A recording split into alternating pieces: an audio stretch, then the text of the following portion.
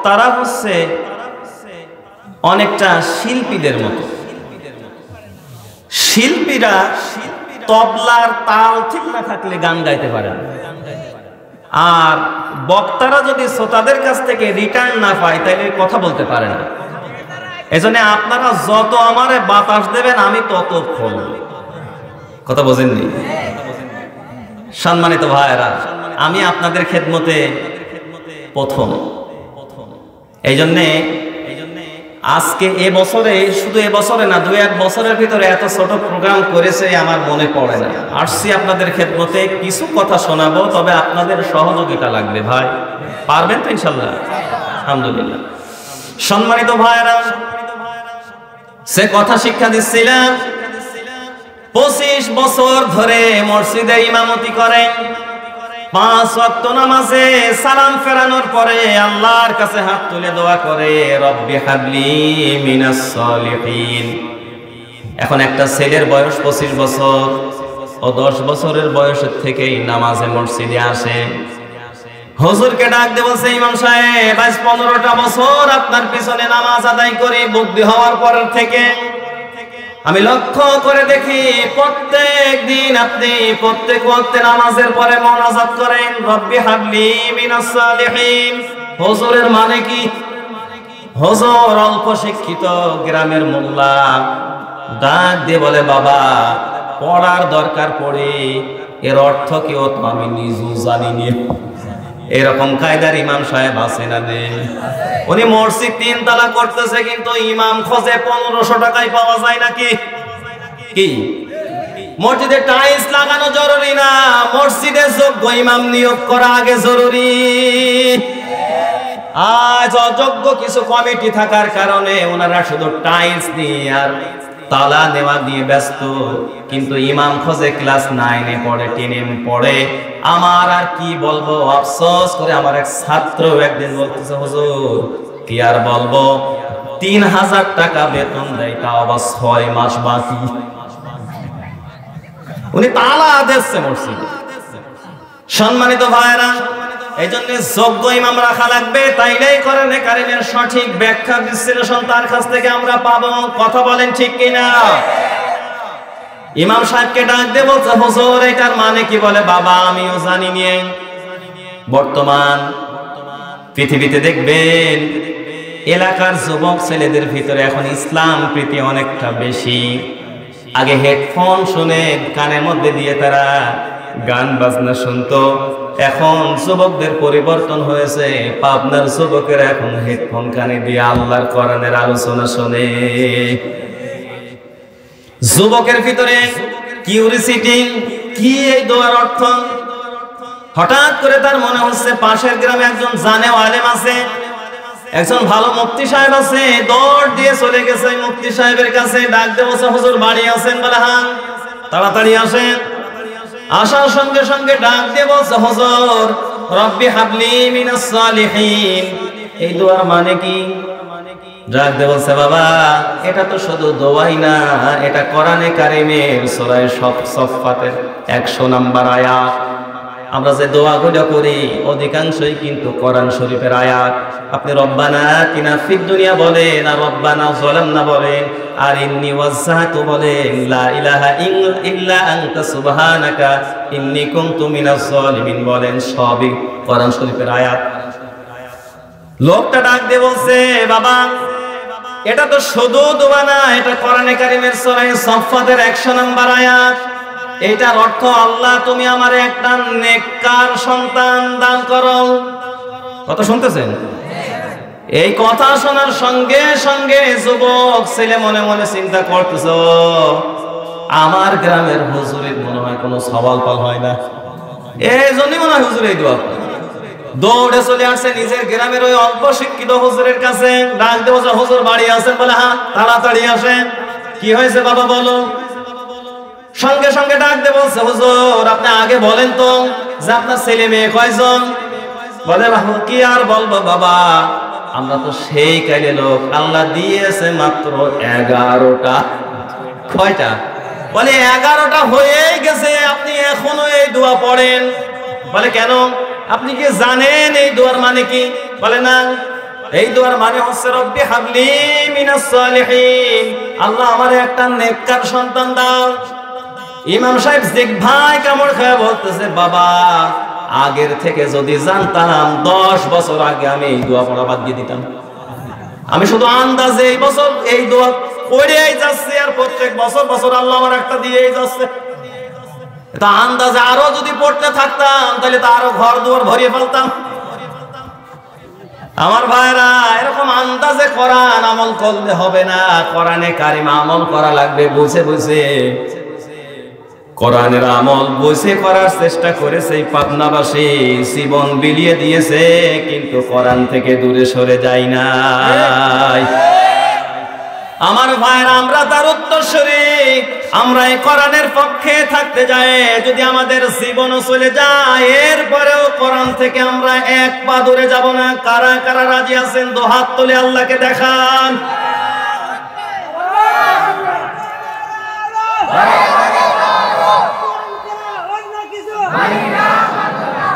আলহামদুলিল্লাহ। ভাই সম্মানিত ভাইরা, কোরআনের এত গুরুত্ব ফজিলত থাকার পরেও পৃথিবীতে কিছু মানুষ আছে তারা দুনিয়ার স্বার্থ সিদ্ধি করার জন্য কোরআনের বিরোধিতা করে, ঠিক কি না? আমার ভাইরা, এটা নতুন কিছু না। গোটা কোরআনে কারীম গবেষণা করে আমি 3 শ্রেণীর মানুষের পরিচয় পেয়েছি। আল্লাহ পাক বলেন, পৃথিবীতে যখন কোন মানুষের সামনে কোরআন তেলাওয়াত করা হবে, কোন জালসায়, কোন মাজলিসে, কোন মাহফিলে, ওই সময় 3 শ্রেণীর মানুষ সেখানে পাওয়া যাবে। কয় শ্রেণীর? 1 নম্বরে মুমিন। কোরআনে কারীম জানিয়েছে, ইন্নামাল মুমিনুনা আল্লাযীনা ইযা যুকিরাল্লাহু ওয়াজিলাত কুলুবুহুম ওয়া ইযা তুলিয়াত আলাইহিম আয়াতুহু যাদাতুহুম ঈমানা ওয়া আলা রাব্বিহিম ইয়াতাওয়াক্কালুন। জোরে বলেন আল্লাহু আকবার। কোরআনে কারীমের সূরা আনফাল 9 নম্বর পারা 16 নম্বর পৃষ্ঠার 5 নম্বর লাইনের 2 নম্বর আয়াত। এটা তাফসীর ইবনে কাসির, তাফসীর ফি সিলালিল কোরআন, আইসাউত তাফসীর, সাফওয়াতুত তাফসীর, তাফসীর রূহুল মায়ান, তাফসীর বাইজাবি, তাফসীর সাঈদী, তাফসীর তাফহিমুল কোরআন, অনেকগুলো তাফসীরের কিতাব বিশ্ববিদ্যালয়ের কেন্দ্রীয় লাইব্রেরিতে মিলিয়ে মিলিয়ে দেখেছি। সমস্ত মুফাসসির এই আয়াতের ব্যাপারে একই বক্তব্য দিয়েছেন। সুবহানাল্লাহ পড়তে পারেন নাই? আল্লাহ পাক বলেন, পৃথিবীতে জুব্বা টুপি যার বড় ওইটাই মুমিন না। আজকে আমরা মনে করি যার জুব্বার সাইজ বড়, যার মাথায় টুপি আছে 5 কলি, যার পাগড়ির পেঁচের সাইজ বড়, আসরের নামাজের পরে হাকিমপুরি আর সুরবি জর্দা দিয়ে এই যে সন্ধ্যা পূর্বপাড়া এই পাশে যে বাজার আছে, এই বাজারের ভিতরে পান একখানা মুখী দিয়েছে, ঘুর ঘুর ঘুর ঘুর করে ঘরে, ওইটি হচ্ছে ইমানদার আর মুত্তাকি নাকি? ওই যে পাঞ্জাবির সাইজ বড়। আমার ভাইরা, মুমিন কারা এই স্বীকৃতি স্বয়ং আমার আল্লাহ দিচ্ছেন। ইন্না হারফাল মুসাব্বাত বিল ফাল, আরবি কাওয়ায়েদ জানলে আলেম থাকলে বুঝবেন। এরপরে মিমটা মাই কাফাং, ভেরিলি, শিওরলি, ডেফিনেটলি। আপনি নিজে ইমানদার বলে দাবি করলে হবে না।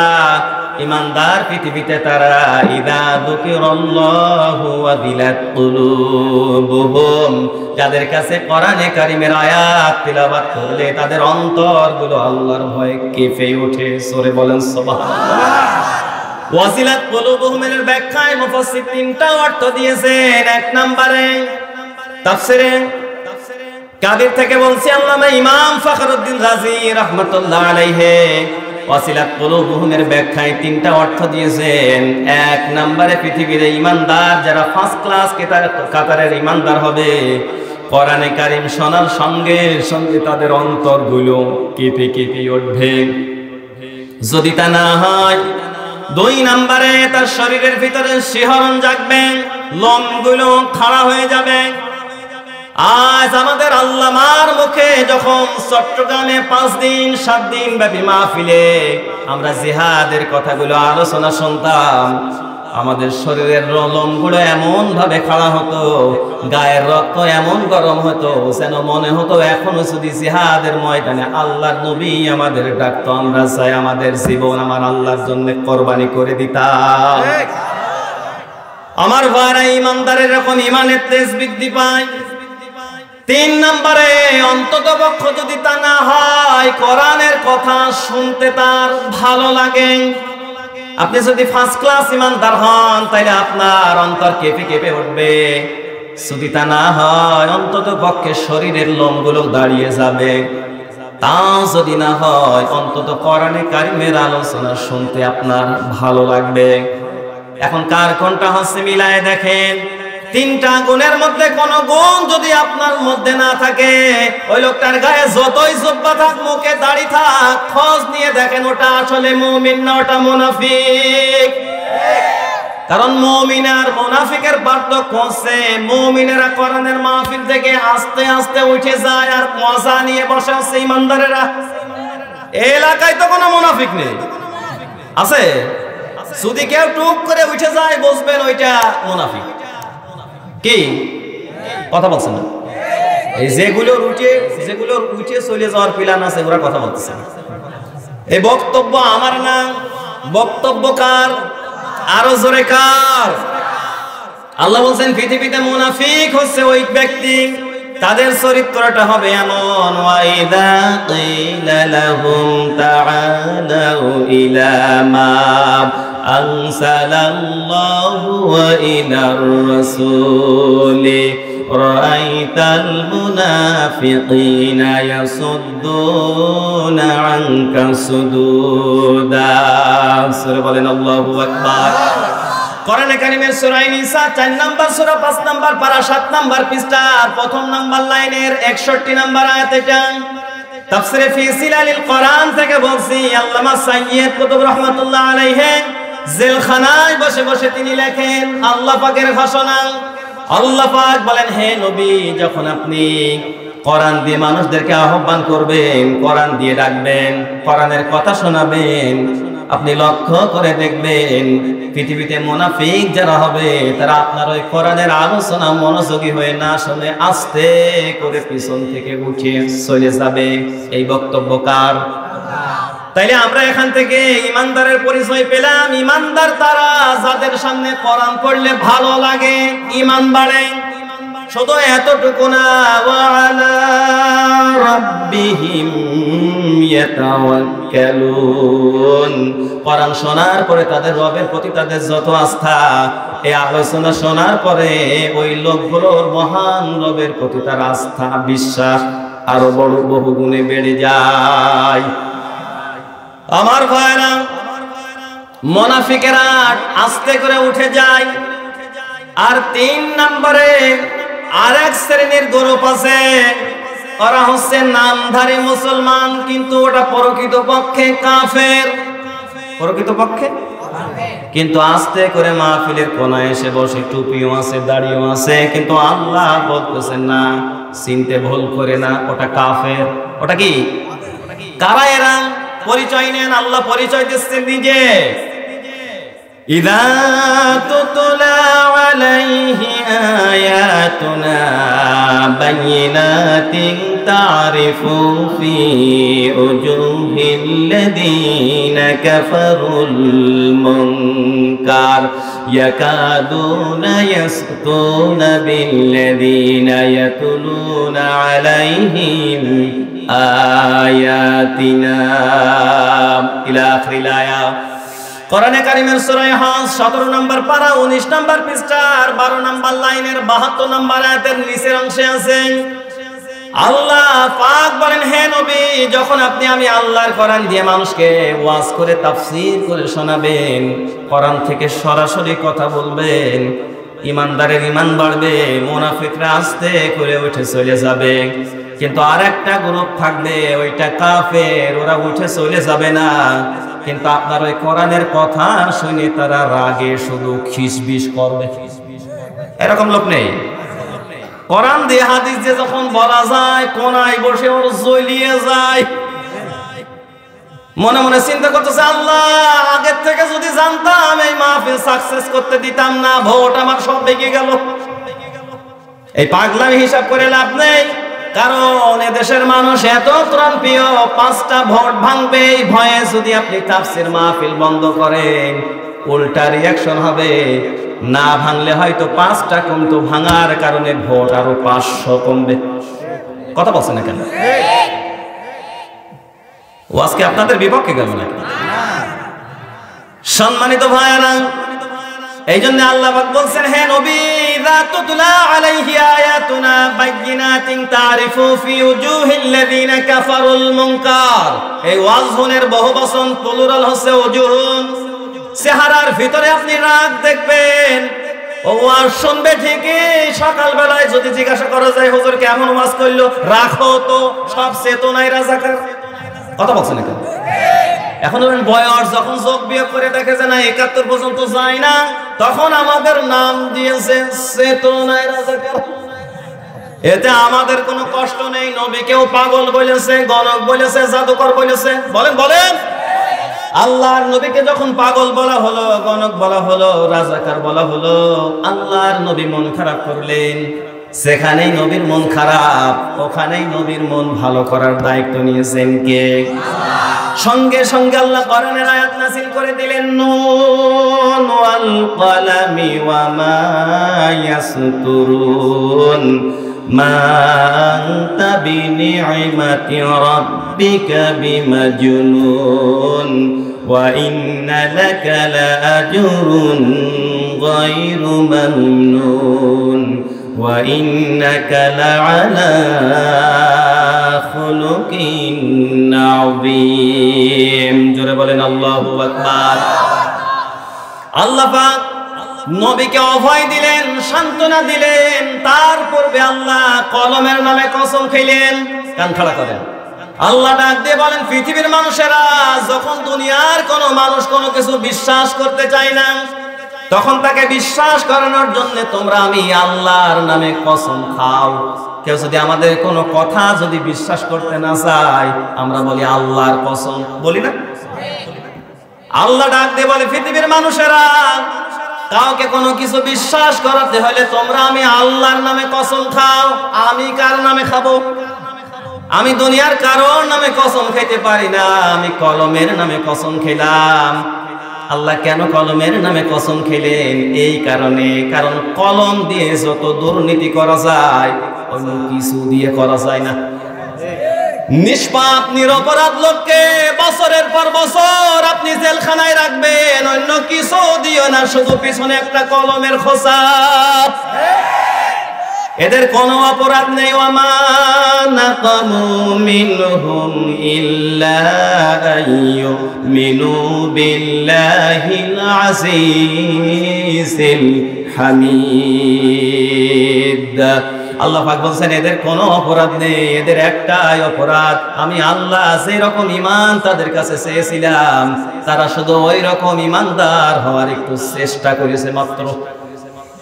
আমার ভাইরা, নবীর মতো সাহাবীদের মতো দাওয়াত দিতে গেলেও বিপদ। দেশে এখন সাহাবীদের মতো কবুল করতে গেলেও বিপদ।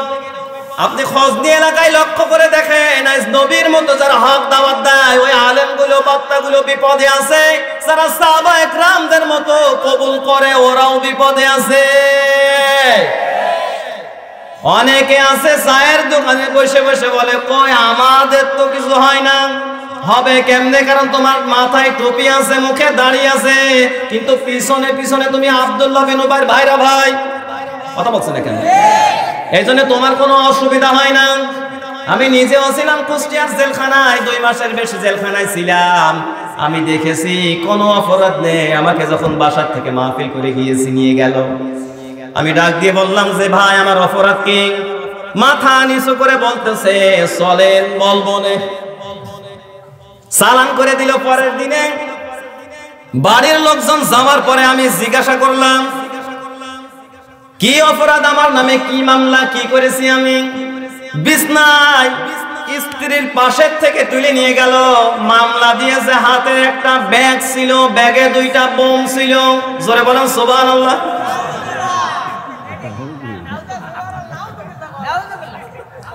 নাউজুবিল্লাহ হবে। দেখলাম যে আপনাদের ভাব ঠিক আছে না। সম্মানিত ভাইরা, মুস্কি হেসে দিয়ে বললাম, আল্লাহ বিবাহ মুসলমানিতে আনন্দ ফুর্তি করার জন্য যে 5 টাকার 2 টাকার বম ফুটোয়, ও তো জীবনে ফুটোয়নি, আর আমারে দিয়েছে বোবাবাজির মামলা। শয়তান পর্যন্ত বিশ্বাস করে। আমার মনে হয় এই নামধারী মুসলমান গুলো যারা নিরপরাধ আলেম নিরপরাধ মানুষদেরকে মিথ্যা হামলা মামলা দিয়ে হয়রানি করে, এরা আবার মসজিদে আসে, নামাজও পড়ে। এরা যখন যায় নামাজে পেড়ে দিয়ে আল্লাহর কাছে হাত তোলে, আমার মনে হয় মসজিদের ওই সময় দরজায় দাঁড়িয়ে শয়তান এরকম মাথায় হাত দিয়ে বলে আর চিন্তা করে, আল্লাহ তুমি আমার শয়তান বানাইছো। এই লোকটা চোখে দেখো, ও তো আমার চেয়ে বড় শয়তান। বলেন, আমি ডাক দিয়ে বললাম, যাক পুলিশ আমারে নিয়ে গিয়েছে, খুব ভালোই উপকার করেছে।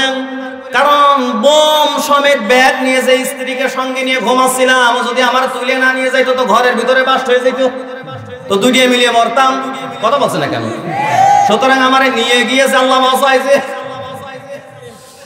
সম্মানিত ভাইরা, এই কারণে পৃথিবীতে কিছু মানুষ আছে কলমের খোঁচায় দেশে হাজার হাজার কোটি কোটি টাকা আজকে মানুষের পেটে চলে যাচ্ছে, আর বিনিময়ে আমরা পাচ্ছি 90 টাকার তেল 200 টাকায়।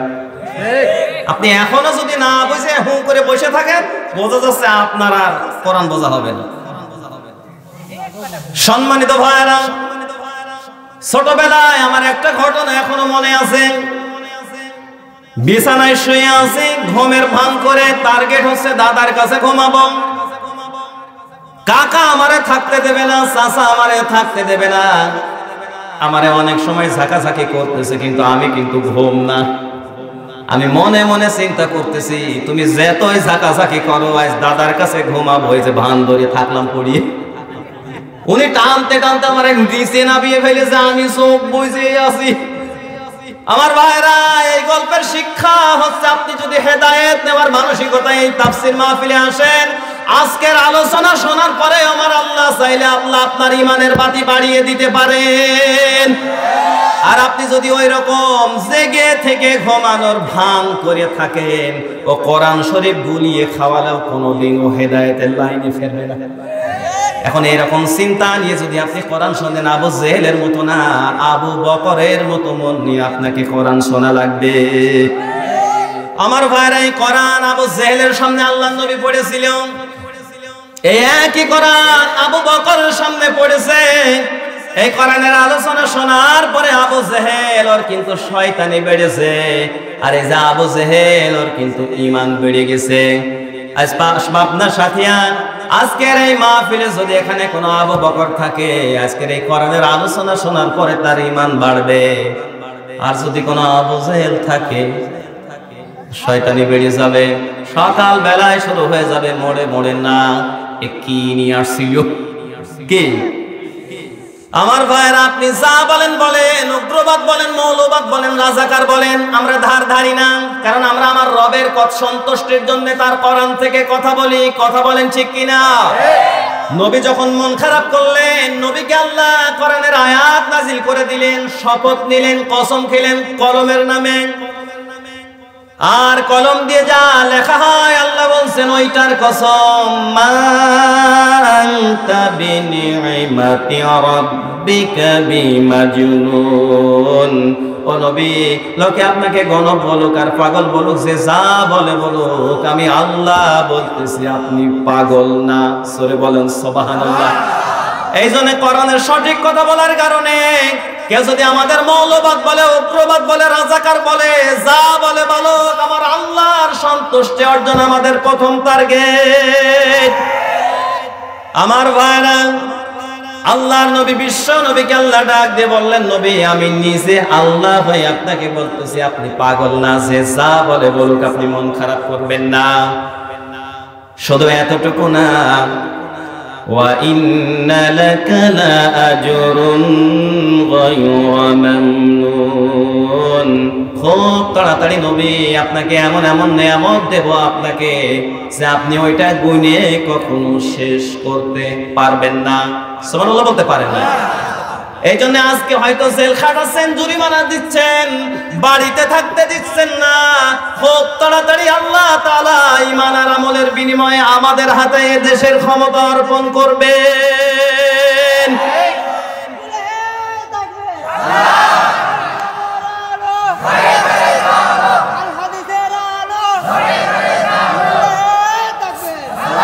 আলহামদুলিল্লাহ। ভাই আপনারা বিরক্ত হচ্ছেন? শেষ করে দেই। সম্মানিত ভাইরা, সে কথা বলছিলাম, আল্লাহ রাব্বুল আলামিন কোরআনে কারীম দিলেন আর নবীকে জানিয়ে দিলেন এমন নিয়ামত আপনাকে দেব নবী, আপনি আমার উপরে খুশি হয়ে যাবেন। শুধু এতটুকু না, ওয়া ইন্নাকা লাআলা খুলুকিন আযীম। নবী আমি আল্লাহ সাক্ষী দিচ্ছি, আপনাকে আমি এক মহান চরিত্র দিয়ে সৃষ্টি করেছি। আপনি এলাকার পাতি নেতার মতো গম চোর, ভোট চোর না। কথা বলছেন এলাকায় অবশ্য নেই, আমি কুষ্টিয়ার কথা বললাম। হ্যাঁ আপনিও কথা বলেন, আমার আবার কুষ্টিয়া যাওয়া লাগবে না দিদি। সম্মানিত ভাইরা, যে কথা বলছিলাম, এই জন্যে কোরআনে কারীম আমরা আংশিক মানবো, এরকম চিন্তা নিয়ে যদি আমরা কোরআন শুনি কখনো হবে না। আজ পৃথিবীতে অনেক মানুষ আছে, উনি মসজিদে নামাজ আদায়ও করে, আবার ওইদিকে চাইলও চুরি করে। মাননীয় প্রধানমন্ত্রী আমাদের জন্য দারিদ্র বিমোচনের জন্য তিনি কম চেষ্টা করতেছেন। 10 টাকার এই চাউলের কার্ড, যদিও বর্তমানে 15 টাকা। কি এলাকার লোকজনের আছে না? এই যে 10 টাকার চাউলের কার্ড তিনি দিয়েছিলেন, তিনি কি দেওয়ার সময় এই কথা ঘোষণা করেছেন যে আমার দলের লোক যারা শুধু বেছে বেছে তাদেরকে দিবা, এটা কি বলেছেন? কিন্তু আমাদের চেয়ারম্যানের কাছে, মেম্বারের কাছে যখন আসে, অধিকাংশ চেয়ারম্যান মেম্বার কার্ড দেওয়ার সময় নিজের দল টিনিয়ে দেয় যে আমার দলের নাকি। এটা কিন্তু প্রধানমন্ত্রীর নির্দেশনা না। শুধু এতটুকু না, নিজের দলের মধ্যেও যারা প্রাপ্যদার তাদের দিলে তো তাও সহ্য হয়। যার 3-4টা ছেলে মেয়ে নিয়ে ঠিক করে খেতে পারে না, কামলা দিয়ে খায়, রাস্তায় রিক্সা চালিয়ে খায়, ওর নামে 10 টাকার চাউলের কার্ড নিয়ে খোঁজ নিয়ে দেখেন ওই লোকটার নামে আছে যার 5 বিঘা অথবা 5 পাখি আপনারা যাই বলেন জমি আছে, 2টা ছেলে চাকরি বাকরি করে, বাড়িতে ওয়াল করা ঘর আছে, ওর নামে 10 টাকার কার্ড আছে। ঠিক মানে ঠিক হওয়াই লাগবে। কোরআনের মাহফিলে তার আমরা আজে বাজে কথা বলার জন্য বসিনি, একদম বাস্তব অভিজ্ঞতা থেকে বলতেছি। সম্মানিত ভাইরা, দুঃখের কথা কি বলবো, 10 টাকার চাল তো দূরের কথা, এদেশে জায়গা তো এখন ভোট কেনার নিয়তে হয়। বেশি বলি ফেললাম। আমার কুষ্টিয়ার কথা বলছি, এক মুরব্বী আমারে ডাক দিয়ে বলছে, ভাই আজকে শুনলাম অমুক নেতা যাকাত দিচ্ছে। উনি গিয়েছে যাকাত নিতে, সঙ্গে সঙ্গে বলছে, ভাই যাকাত তো এইভাবে দেওয়া যাবে না, মেম্বারের কাছ থেকে স্লিপ আনা লাগবে। উনি চলে আসছে, গরিব মানুষ, ভাবছে 500-1000 টাকা যদি পায়, আমি গরিব মানুষ, আমার উপকার হবে। এই কারণে মেম্বারের কাছে গেছে যে একটা স্লিপ দেন অমুক নেতার কাছ থেকে, আমি যাকাতের কিছু টাকা নিব। মেম্বার ওনাকে পা থেকে মাথা পর্যন্ত দেখে বলতেছে, ভাই তুমি তো আমাদের দল করো না, তোমার এই স্লিপ দেওয়া যাবে না। আচ্ছা বলেন তো, একই যাকাত দেওয়া হইলো না ভোট কিনা হইলো? তো ভোট কিনা হইলো। তো যাকাত যখন দেবেন, আওয়ামী লীগ কি বিএনপি কি আর জামাত কি, যারা প্রাপ্যদার তার বাড়ির উপরে যে আপনাকে পৌঁছে দেওয়া লাগবে। যাকাত এটা গরিবের কোনরা নয়, বরং আপনার সম্পাদে গরিবের হক, ঠিক কিনা? সম্মানিত ভাইরা, আজ কোরআন নেই, কোরআনের হুকুমত নেই, যার কারণে আজকে আমরা যাকাতের টাকা নিতে যাই পাড়া খায় মরি। আজ যদি কোরআনের এই শাসন এদেশে জারি থাকতো, কোনো মানুষের পাড়া খায় মরা লাগতো না, বরং যিনি যাকাত প্রদান করবেন তাকে গরিবদের বাড়িতে যাকাত পৌঁছে দেওয়া লাগতো। আমার ভাইরা, এত বিরোধিতা কোরআনের কেন? আলেমদের বিরোধিতা এত কেন? কেন তাদেরকে জেলখানায় তোলে আপনি টের পান না? কেন কোরআনের রাজ কায়েম হোক এটা তারা চায় না কেন? আমি আমার এই ছোট্ট ব্রেনে ছোট্ট জ্ঞানে আমি চিন্তা করে দেখেছি একই আল্লাহ একই কোরআন। এরাও তো নিজেদেরকে মুসলমান মনে করে, কিন্তু বিরোধিতা করে কেন? হঠাৎ করে আমার কোরআনে কারিমের আয়াত আমার চোখের সামনে এসে দাঁড়ালো। কোরআনে কারীম জানিয়েছে আস-সারিকু ওয়াস-সারিকাতু ফাকতাউ আইদিয়াহুমা জাযাআন বিমা কাসাবা নাকালাম মিনাল্লাহ ওয়াল্লাহু আসিসুন হাকীম। সূরা বলেন আল্লাহু আকবার। আল্লাহ পাক বলেন যে পুরুষ হোক আর মহিলা হোক, পৃথিবীতে যে চুরি করবে তার হাত কেটে দাও। কে এই নির্দেশ কার? এই ফতোয়া কার? আল্লাহ বলছেন পুরুষ হোক আর মহিলা হোক, যে চুরি করবে তার হাত কেটে দাও। আজ আমরা যে কায়দায় ইট বালু সিমেন্ট ব্রিজ কালভার্ট চুরি করে খেয়ে ফেলতেছি, চোর যারা তারা কখনোই চাইবে না আল্লাহর এই বিধানটা আল্লাহর জমিনে কায়েম হয়ে যাক।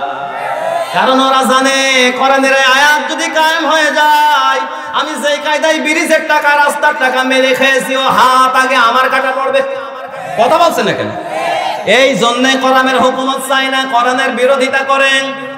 শুধু অতটুকু মানে যতটুকু মানতে গেলে সভাপতির চেয়ার যায় না, শুধু ততটুকু মানে যতটুকু মানতে গেলে পারেন আগামীবারের মেম্বারে দাঁড়াইলে টিকিটের ঝামেলা হবে না। আপনাকে রাগ করেন না, রাগ করতেছেন আপনারা।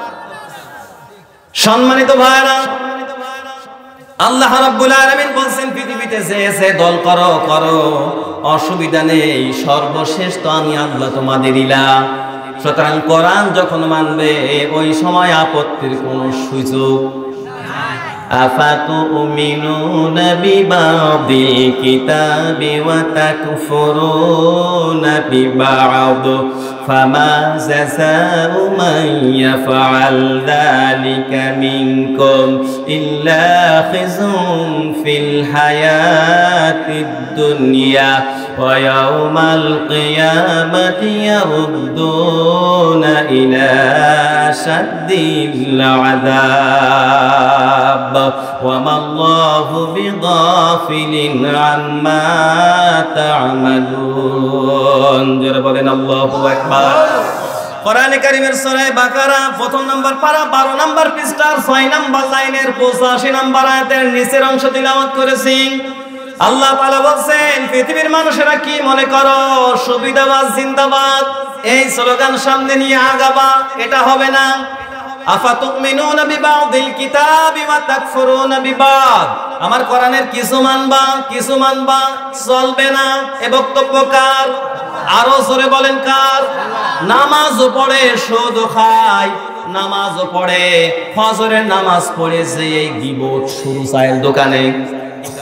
আবার অনেক আল্লাহর ওলি আছে নামাজও পড়ে, ইমাম সাহেব যখন হাত তোলে ইমামের কান্দার আগেও কান্দে, সব পোশাক আশাক ভিজায় ফেলে। খোঁজ নিলে দেখা যাবে মেয়ের জমি ফাঁকি দিয়ে ছেলের নামে লিখে দিয়ে আসছে। এরকম মুসল্লি অবশ্য নেই।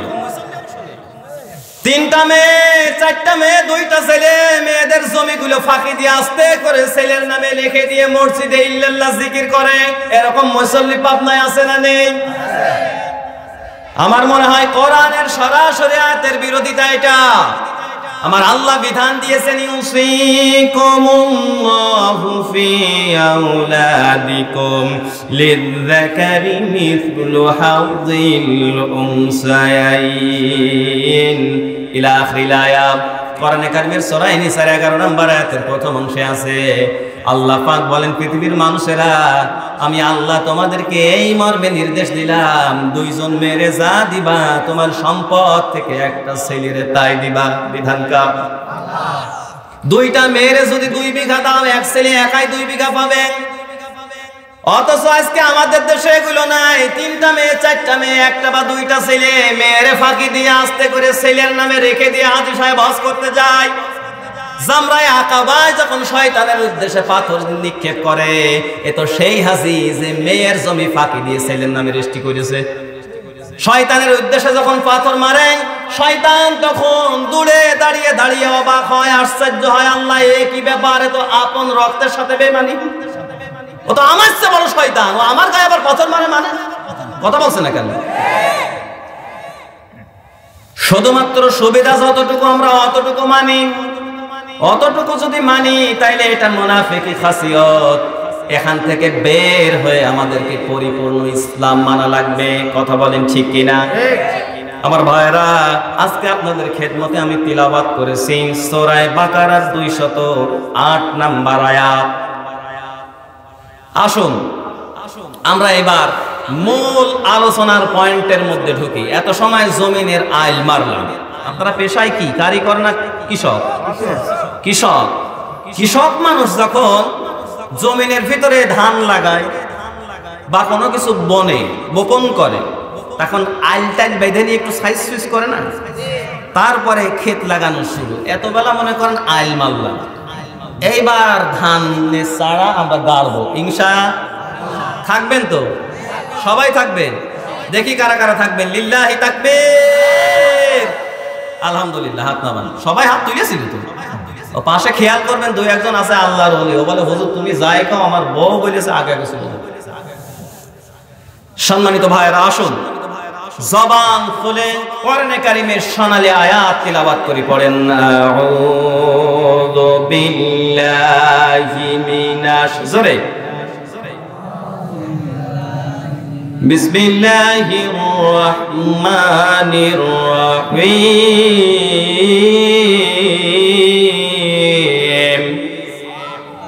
ইয়া আইয়ুহাল্লাযীনা আমানু দুখুলু ফিস-সিলমি কাফা ওয়া লা تتبعوا خطوات الشيطان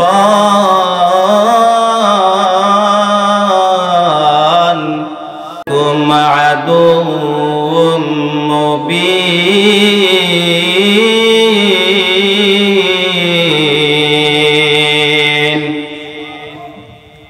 আল্লাহ তাআলা কোরআনে কারীমের সূরা বাকারায় 208 নম্বর আয়াতে কারিমায় ইমানদারদেরকে অ্যাড্রেস করেছেন। কান খাড়া করুন। গোটা কোরআনে কারিমে আমার আল্লাহ কোথাও কোথাও বলেছেন ইয়া আইয়ুহান নাস, কোথাও কোথাও বলেছেন ইয়া আইয়ুহাল্লাযীনা আমানু। যেখানে আল্লাহ নাস বলেছেন, পৃথিবীতে যারা মানুষ আছো, এখানে আল্লাহ ভাবে সকলকে ডেকেছেন। কারণ নাস বলতে মুসলমানও মানুষ, হিন্দুও মানুষ, খ্রিস্টানও মানুষ, আওয়ামী লীগও মানুষ। কথা বলছে না কেন? সব মানুষ, কিন্তু সবাই কিন্তু ইমানদার না। সবাই কি ইমানদার না? আল্লাহ তাআলা গোটা কোরআনে কারীমে 89 জায়গায় তিনি ইমানদারদেরকে স্পেশালি ডাক দিয়েছেন। সেখানে ইমানদারদেরকে নির্দিষ্টভাবে ডাক দিয়েছেন। সেখানে আল্লাহ এইভাবে ডাক দিয়েছেন, ইয়া আইয়ুহাল্লাযীনা আমানু, ওহে পৃথিবীতে যারা ইমানের দাবি করো। আপনারা ইমানের দাবি করেন তো? যারা কথা বললেন না, করেন না? আপনারা যদি ইমানের দাবি করেন, মহান আল্লাহ আপনাদেরকেই ডাক দিয়ে বলছেন, ওহে এই যে এই লোকগুলো, এই পাবনাবাসী, আল্লাহ আপনাদেরকে ডাক দিচ্ছেন, ওহে যারা ইমানের দাবি করো, উদখুলু ফিস-সিলমি কাফা। আলেম আছে জিজ্ঞাসা করেন, উদখুলু সুমা মুযাক্কার হাজির আমরে হাজির মারুফ। এখানে আল্লাহ আমি আব্দুল খালেককে বলে নাই, আপনাদের পূর্বের মেহমান মাওলানা আব্দুল্লাহ আল আমিনকে শুধু বলে নাই, আমার সম্মানিত সভাপতি মহোদয়কে বলে নাই। আল্লাহ সকল ইমানদারকে একসঙ্গে ডাক দিয়ে বলছেন, পৃথিবীতে যারা ইমানের দাবি করো, উদখুলু ফিস-সিলমি কাফা, ইসলামের ভিতরে পরিপূর্ণভাবে প্রবেশ করো। জোরে বলেন সুবহানাল্লাহ। তার মানে আপনি কিছু মানবেন, কিছু মানবেন না, এইটা হবে। এই জায়গায় তো সমস্যা।